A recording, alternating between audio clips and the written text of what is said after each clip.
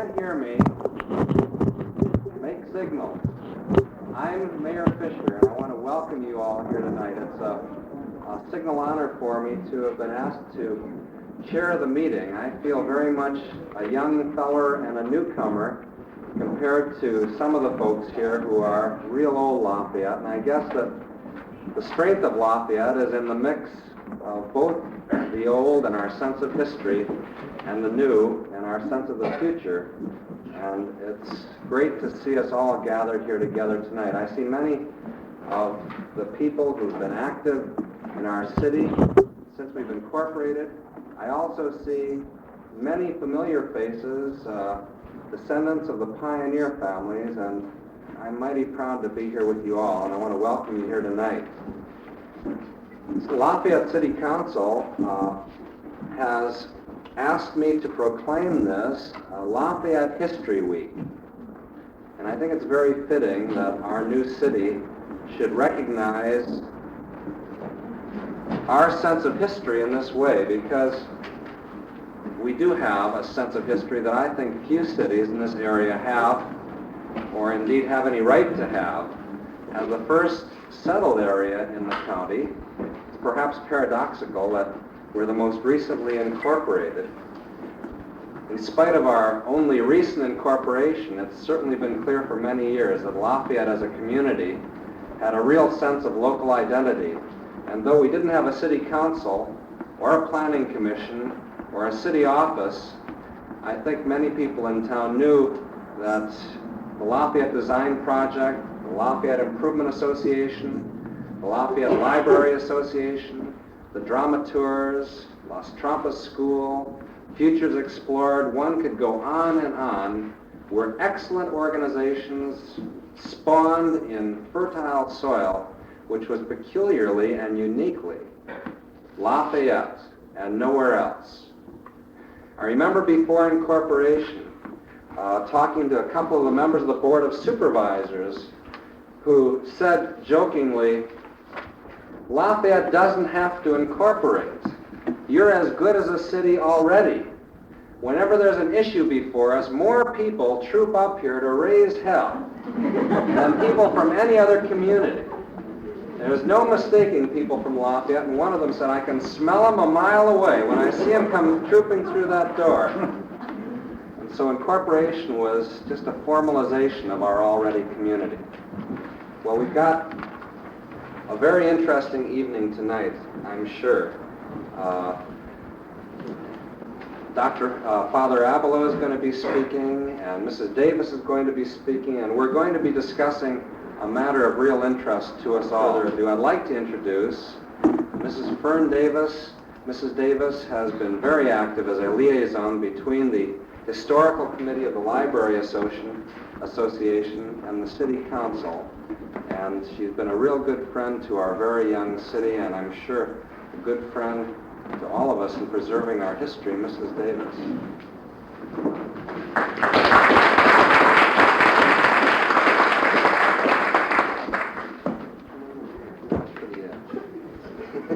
The people that are running this meeting insisted that we be on the stage in order that we could be seen and heard.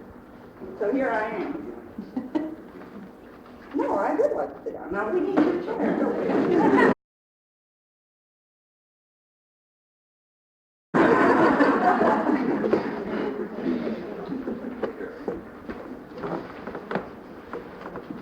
Oh,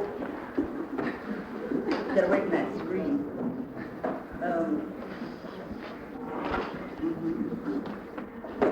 The woman, you know, always wants something in front of her. I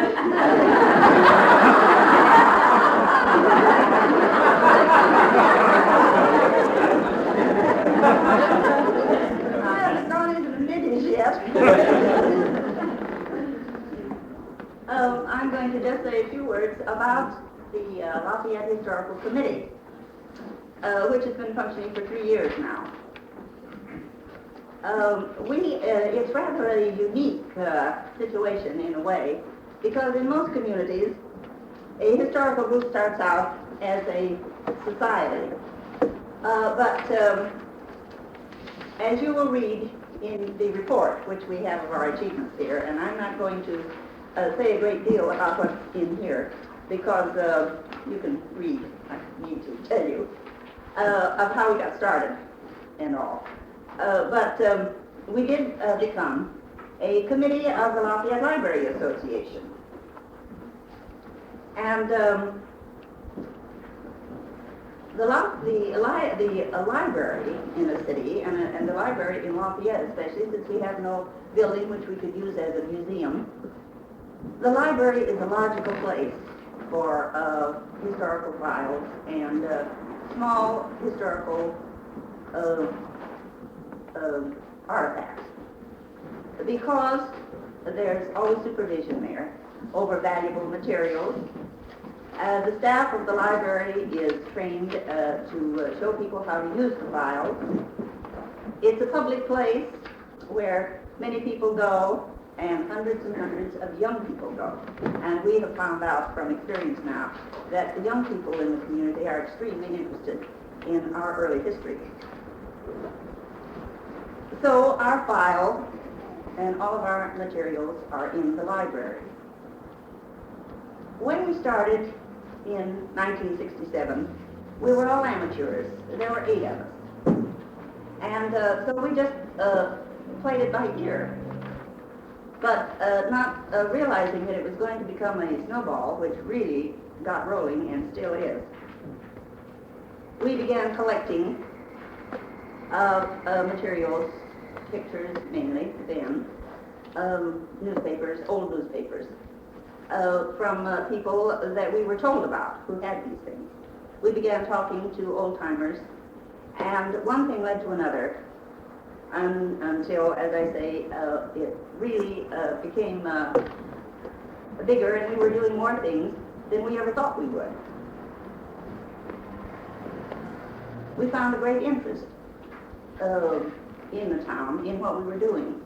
The city council, the press, and service clubs, other organizations, and the people of Lafayette seemed to be extremely interested in what we were doing in restoring and preserving old records and history. We have done in the 3 years 4 major projects, and I just want to mention them. They are in your report that you have. In 1969, we found Elam Brown's candle lantern, which was stored in the vault in the Pleasant Hill Central Library, the county library. That lantern is on exhibit tonight, and if you haven't seen it now, you will after. We are almost positive that it is the oldest American artifact in the county, probably, that we know of, because we know that Elam Brown brought it to California in 1846 when he came, and to Lafayette a couple of years later. We do not know, of course, how old the lantern was when he brought it. But we know from those days it is 125 years old and probably much older. That is going to be a permanent exhibit in the library too, the lantern is, as soon as we have purchased a glass exhibit case in which to keep it locked up and safe. Then our next major project was the restoration of Elam Brown's gravesite in the Alhambra Cemetery in Martinez. That story is in here, and you can read it. The third one was the Peter Thompson anvil dedication. And there is one name that is left out of this report, and that is Al Medaw. Al Medaw played a big part in that, in our finding and the restoring of Peter Thompson's anvil. This anvil, by the way, is a permanent exhibit now in the library, so you can go anytime and see it. And I think it's really beautiful in the library.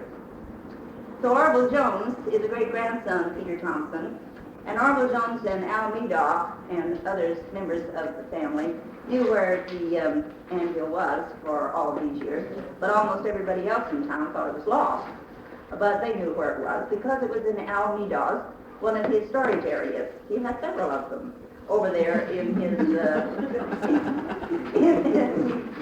most of us, or some of us have been in most of them.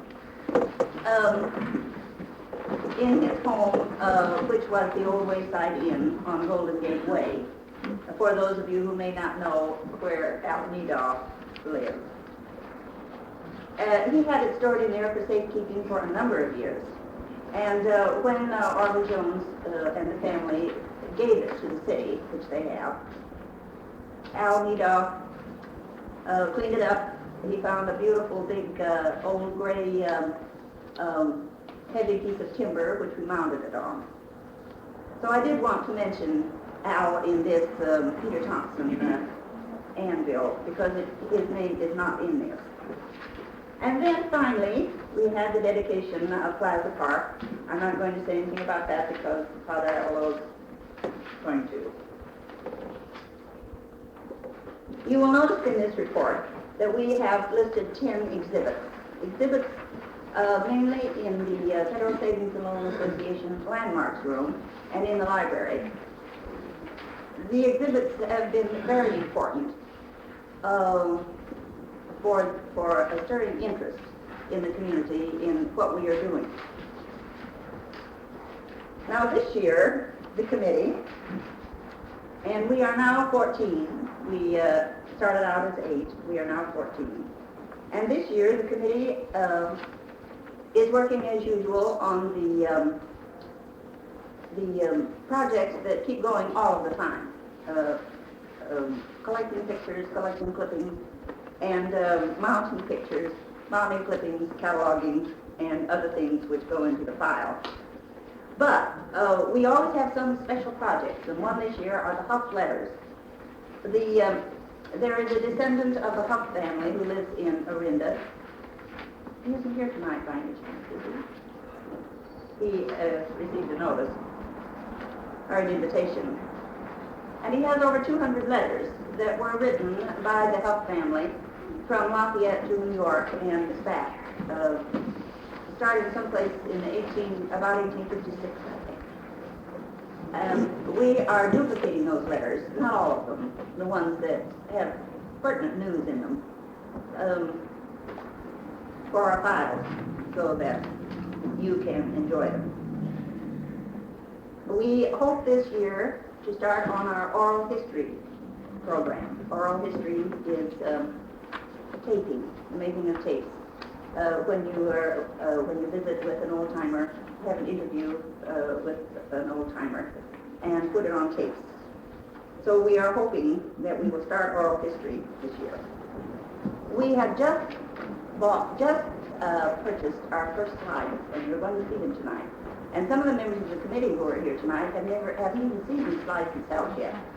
The slides, we think, are beautiful, and they've been made from our mounted pictures, which we have in the file. And Father Avallo has started a slide collection now, which we hope to continue, so that we can have this kind of program using our pictures. You will see, if you haven't already seen, many, many pictures downstairs out of our files. But it's much more exciting to see them on the screen. If any of you here have pictures, any kind of materials you feel would be valuable to us and would be of interest in our historical file, please do write on your questionnaire, which is your white sheet. Write on your questionnaire that you have something, and we will have your name and phone number. I think that's on the bottom of the questionnaire, isn't it? So if you do feel that you have something that we could use and would be of value, please write it down on the questionnaire, because we will be collecting those questionnaires this evening. If a society is formed from this group, and I think from the size of the attendance tonight, which to me is overwhelming, and I thought we might have 30 people here, that there will be a society formed. The committee members would hope that if a society is formed, that the committee will remain as a committee under the jurisdiction of the Lafayette Historical Society instead of the Lafayette Library Association. And the committee is a working committee. Every member has a job to do. Some of the members work singly, some work in pairs together on projects. If somebody takes on a big project, we all pitch in and help out. You might be interested a little bit in our finances. We have always been solvent. We've been very careful with our money. We haven't had a great deal, but we've spent it well. Our biggest expense, continuous expense all of the time, are the reproduction of the pictures, which we have done at the camera shop. People lend us their pictures. We have very few originals. People want to keep their originals. They lend us their originals, and we have them duplicated into the 8x10s. And that is a little bit expensive. Then we have supplies. Of course, there are numbers of amounts of supplies that we have to have for mounting the various things. The restoration of the gravesite cost us about $235 when we did that. The glass case, which we hope to get to house Elam Brown's lantern, will probably cost $500, maybe a little more. Those things are expensive. Our income has been the original $100 from the Lafayette Design Project, with which we bought the steel file case in the library. Then the Lafayette Library Association has contributed money from their used book sale, which they have every year. So that's to our committee, and that has varied each year due to the amount that they took in from the sale. So it's varied from $400 to $150 this year, which we got. The city council has allocated $200 a year, which we have had for 2 years now, from the city of Lafayette. The Federal Savings and Loan Association has been most generous with the committee and has paid us for the exhibits, for each exhibit that goes into the landmarks room. Now, I would like to introduce the members of the committee, members of the historical committee. Mrs. Jane Putnam, is Jane here? No. She couldn't come. Mrs. Bernice Mills. Would you know, I'm going to ask you, if you don't mind, I'm going to come down there with you and come through. Because I want the members of the committee to come up and stand here. You know, if people get up in the audience, it's hard to see them. Would you do that for me? Come stand over here so everybody can see you. You want to give me your hand? I want to come down there. I want you to help me down.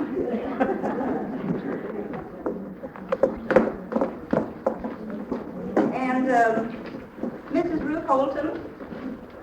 Is Ruth is not here. Miss Ruth Dyer.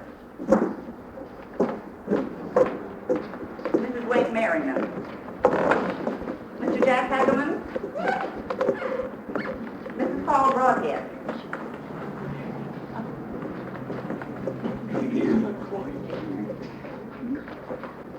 Mrs. Alice Ruthie.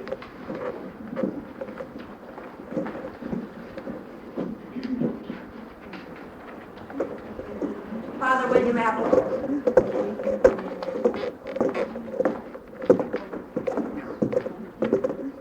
I should have said when I introduced Mrs. Broadhead in the light tan coat, Mrs. Broadhead is the recording secretary of our committee group.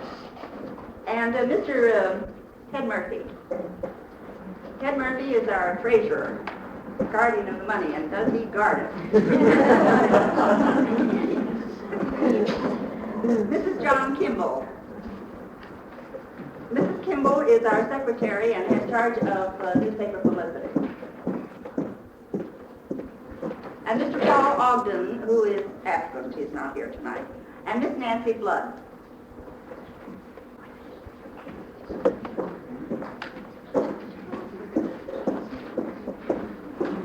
these are the members of the committee who for 3 years have practically done almost everything that a full-fledged society would do.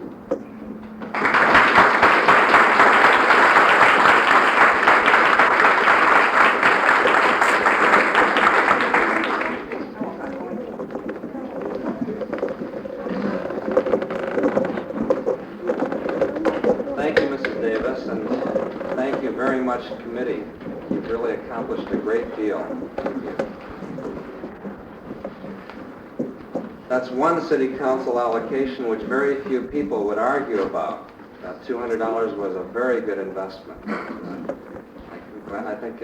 would like to think that it helped a very little bit to bring us to tonight. Although I'm sure in looking at this lineup of very excellent people, we all know to whom we should be grateful. Father Abelow, would you please step up? Father William Abelow.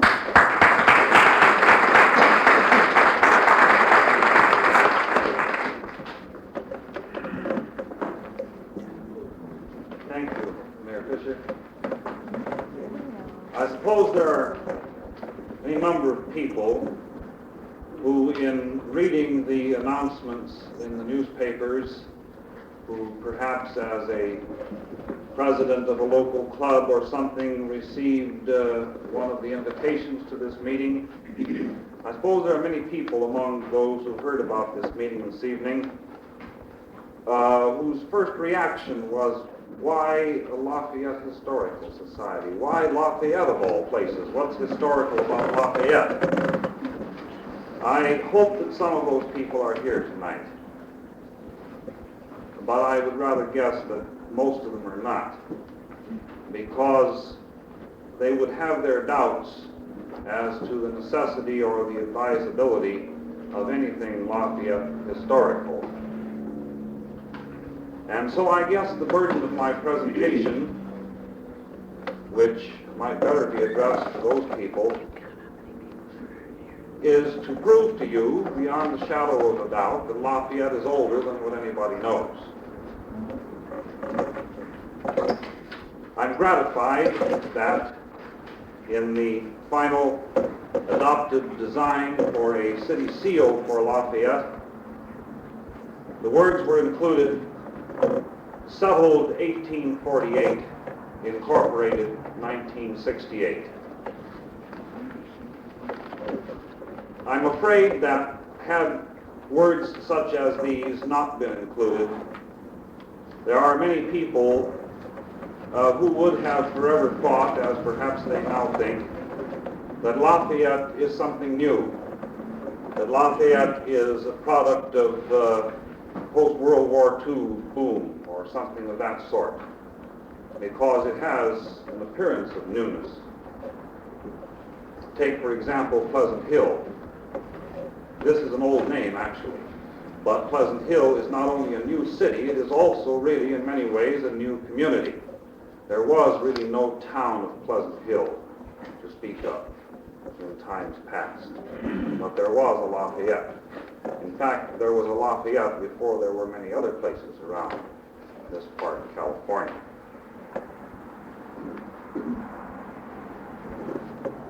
I suppose we should mention first that the original inhabitants of this area, so far as we know, were the Indians, who went by any number of names. The one that means the most to us, of course, because it has come down to us as an important place name, is Acalan, which the Spanish changed into Acalanes. The next inhabitants were the Spanish Californians, and a Rancho Acalanes was granted in the 1830s to one Candelario Valencia. Of course, there were other ranchos around, and Lafayette is associated with them too. Principally, besides the Acalanes, the Rancho Laguna de los Palos Colorados, which was the grant of Joaquin Moraga and Juan Bernal. Valencia really did not do too much to improve and develop his Acalanes rancho.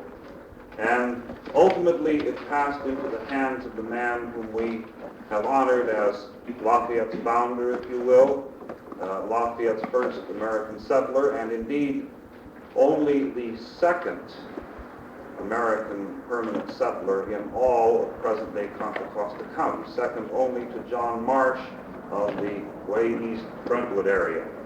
And this was Elam Brown, who came to California by a long and difficult journey across plains and mountains in 1846, and who took up residence on the land that he had purchased here in 1848.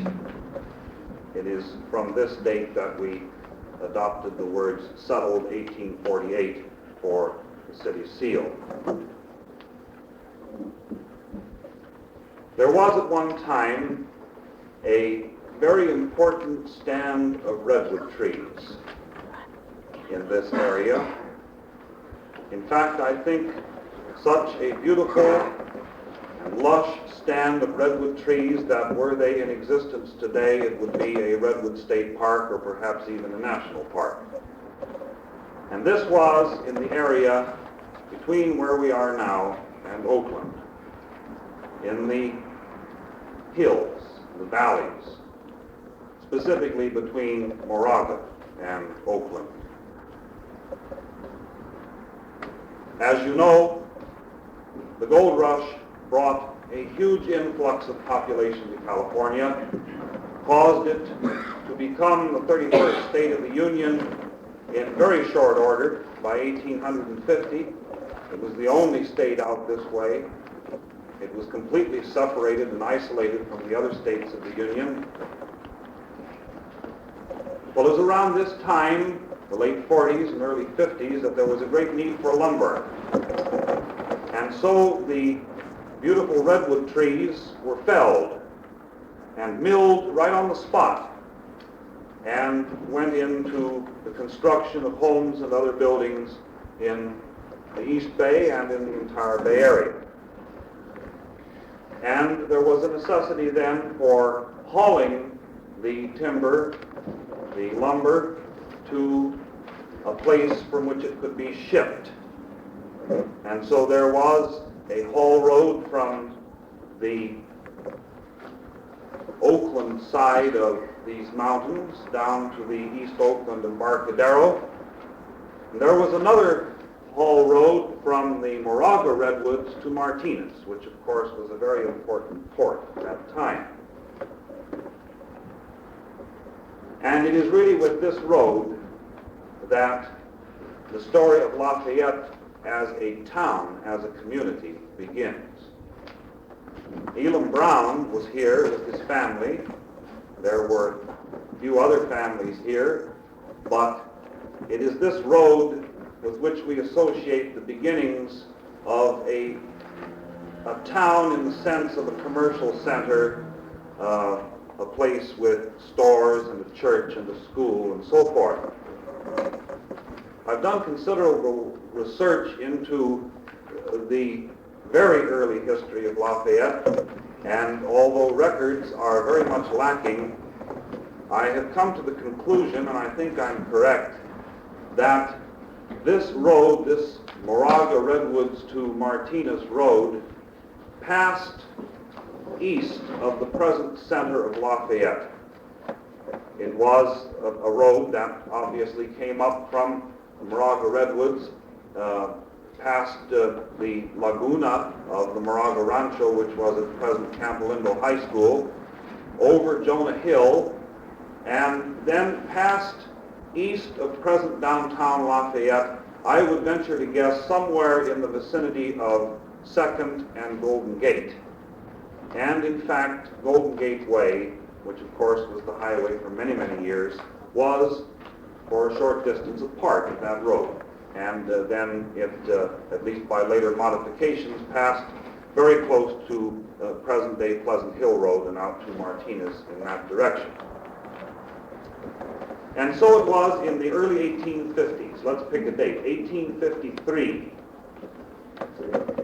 In 1853, a man by the name of Milo Huff no relation, or at least no close relation, to the Huffs of the Huff letters that Mrs. Davis was talking about.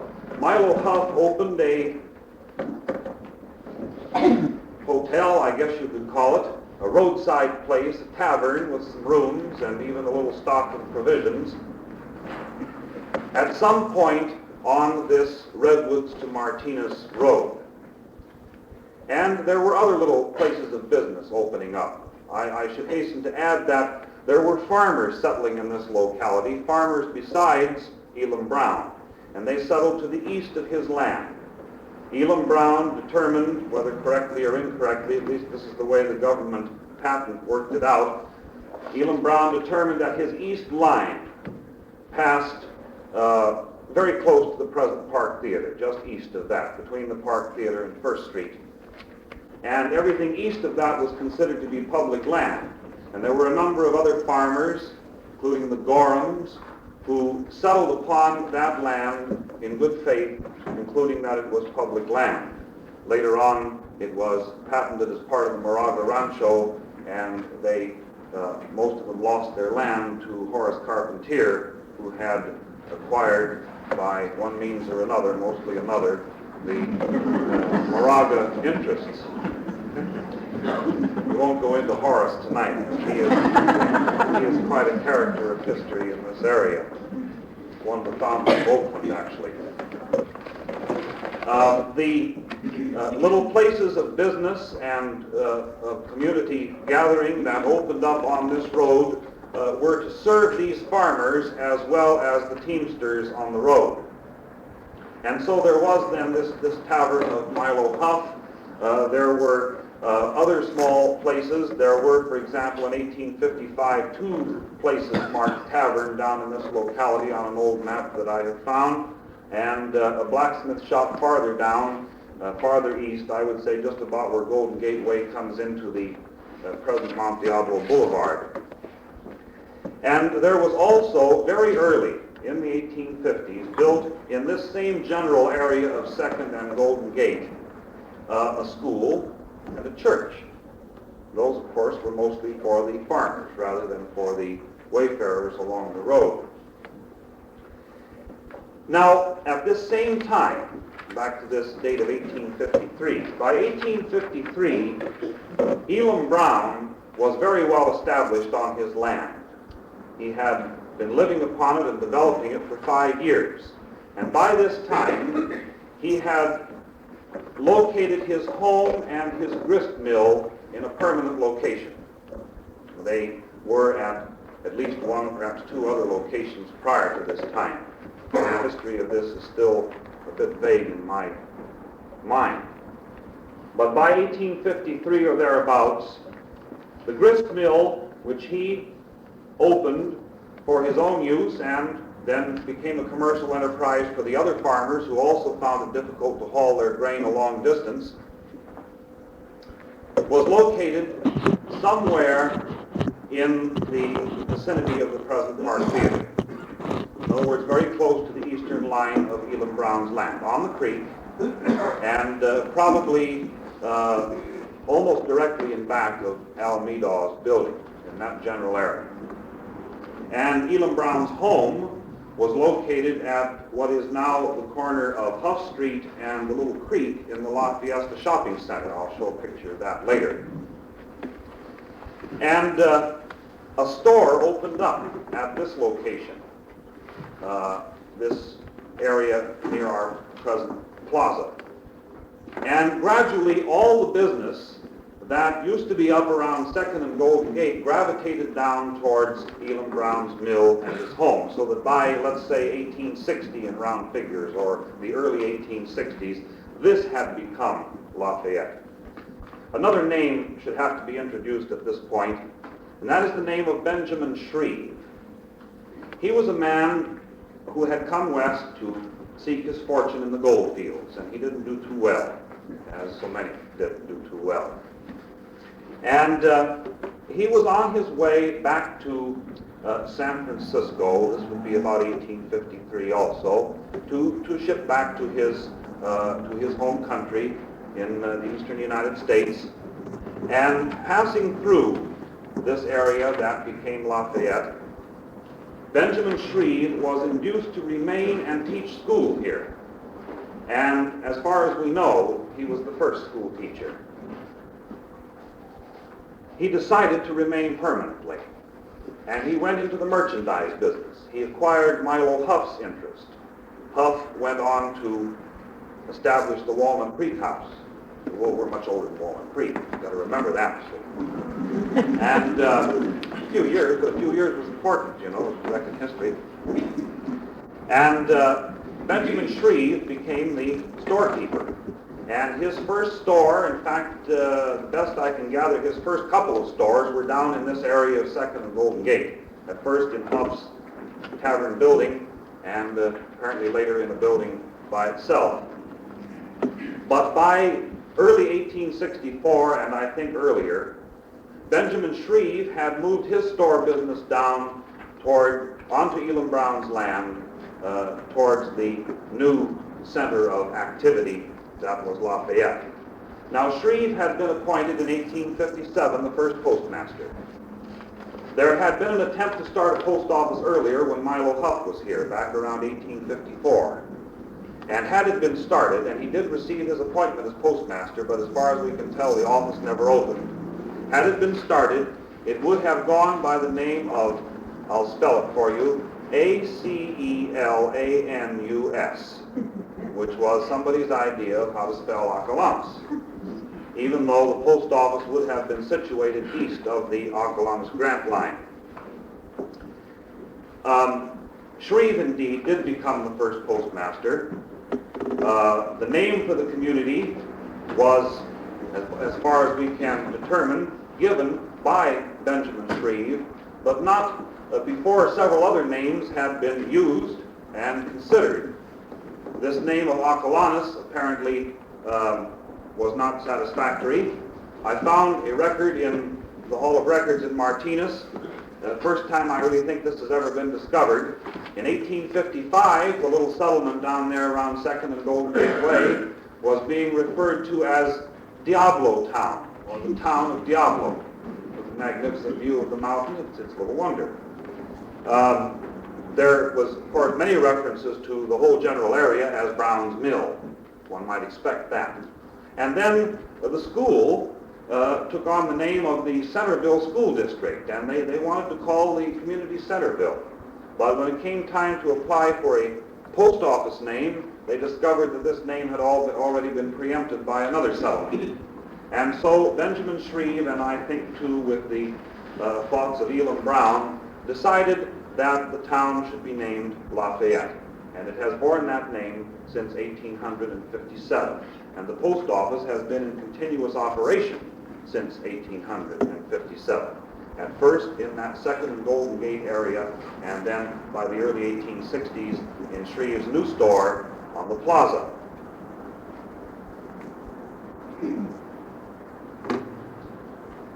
A historical society might exist for many purposes, some of which Mrs. Davis referred to in her talk.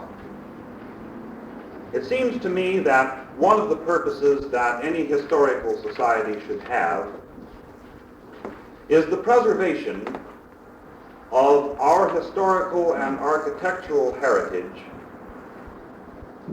in objects even larger than a lantern and an anvil. So often, in our efforts to find museum pieces for display, we overlook the museum pieces that stand along our streets. And some of our finest architecture, practically all that is left to recall those who built the foundations on which we are continuing to build, is lost forever. And of course, this has happened in Lafayette. There are many buildings that have been lost in relatively recent times, which perhaps could have been saved, at least by being moved to another location. You'll find pictures of some of those on display downstairs. It was only within the past 20 years, I suppose, that Peter Thompson's blacksmith shop was taken down, Peter Thompson's home, the old Huff home of the Orlando Huff family, father of Mrs. Van Meter, and of course the lovely little home of Jenny Bickerstaff, which was perhaps the last important landmark to disappear.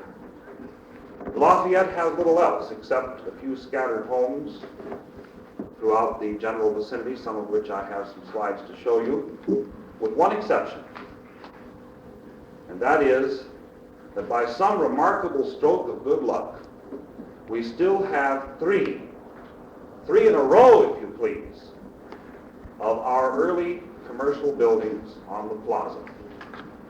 Buildings that date respectively from the early 1860s, from 1880, and from 1894. And it is those buildings that I'm going to feature in the slide presentation this evening. Perhaps, as the hour is getting late, we just get on with that slide presentation this time.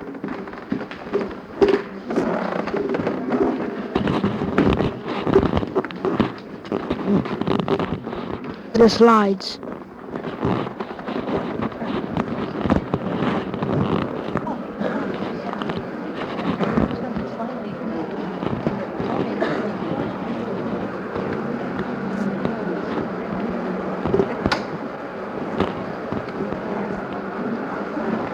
This is the oldest known picture of Lafayette as such that we have, taken in 1869 by a traveling photographer, taken so far as we can determine from a location on a little hill just in back of the Cape Cod House.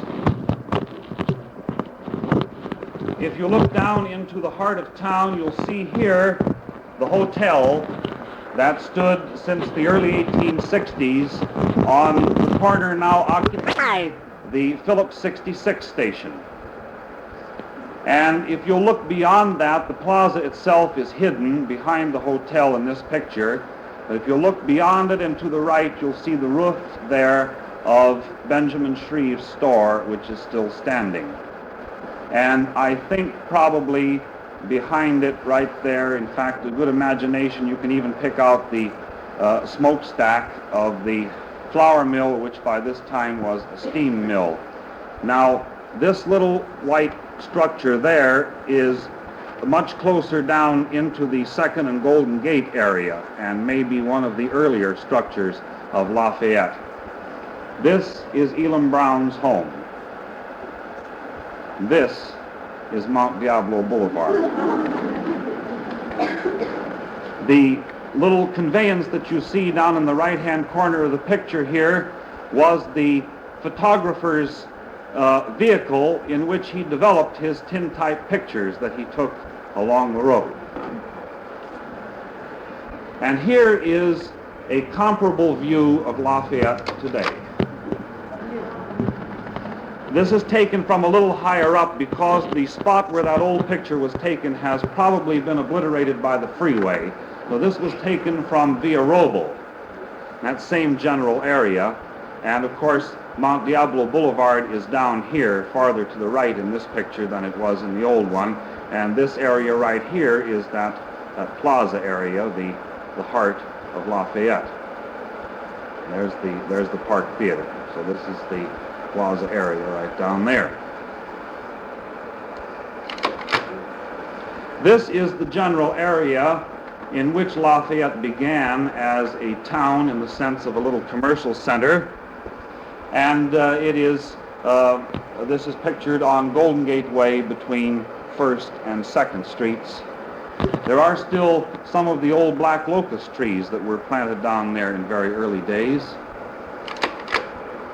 And Elam Brown's home stood here, right at the corner of present Huff Street and the little creek, which you can still see at this point, although in many places it runs now under asphalt.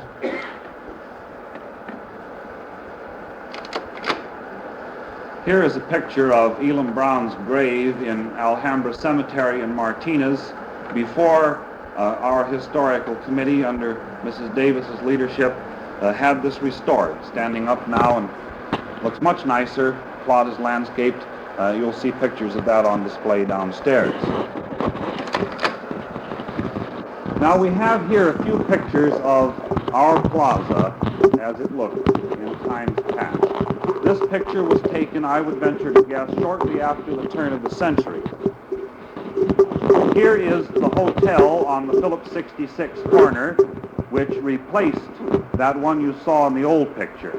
There were a number of fires on this corner, right on down to the St. Patrick's Day fire of a few years ago. This building over here is Peter Thompson's blacksmith shop, which stood until just perhaps 20 years ago. This little building served as a butcher shop, would be somewhere in that present Lafayette area. This, of course, is Benjamin Shreve's store and home, which still stands. And this little building on the left is part of the Giles building from about 1880, which also still stands. And here is Lafayette's Plaza. Now keep this picture in mind and look at the same area as it is today. Just about the same view. The site of Peter Thompson's blacksmith shop at the Bank of America is hidden on the right here. Here's the hotel corner where the gas station is. Here is Benjamin Shreve's store still standing, and here is the Giles building still standing. The Union Oil Company has gotten in our way there. And of course the plaza is this area over in there. Here is another picture taken again shortly after the turn of the century.